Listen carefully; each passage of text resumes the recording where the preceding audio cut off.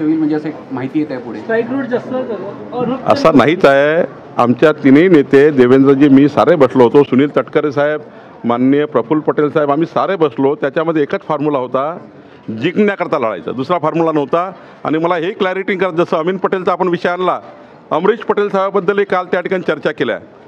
असं आहे, काल शरद पवार साहेब अमरीश पटेलच्या त्यांच्या प्रायव्हेट हेलिपॅडला उतरले। आता हे तर या महाराष्ट्राची संस्कृती आहे, या महाराष्ट्राचे संस्कार आहे। कोणी आपल्याकडे अतिथी आला त्याला पुष्पगुच्छ द्यावं लागतं। पण कालही या ठिकाणी मोठ्या प्रमाणावर मीडियाच्या माध्यमातून ज्या पद्धतीने अमरीश पटेल साहेबाबद्दलही हे तुतारी घेणार आहे असं जे दाखवलं, तेही मला वाटतं योग्य नाही आहे। कधीपर्यंत ही जागा वाटप स्पष्ट होईल म्हणजे फॉर्म्युला फार मला वाटतं की आता 70-80% आमचं एकमत झालं आहे। एकनाथजी, देवेंद्रजी, अजितदादा प्रेस घेतील, नक्की तुम्हाला त्या ठिकाणी म्हणजे महाविकास आघाडीच्या पूर्वी महायुतीचा फॉर्म्युला आणि जागा वाटप झालेले दिसतील। उद्धव ठाकरे अनौपचारिक चर्चेत म्हटले की सर्वेमुळे भाजपच्या आम्हाला फटका बसला। अरे बाबा, अनौपचारिक चर्चा मला कसं माहीत?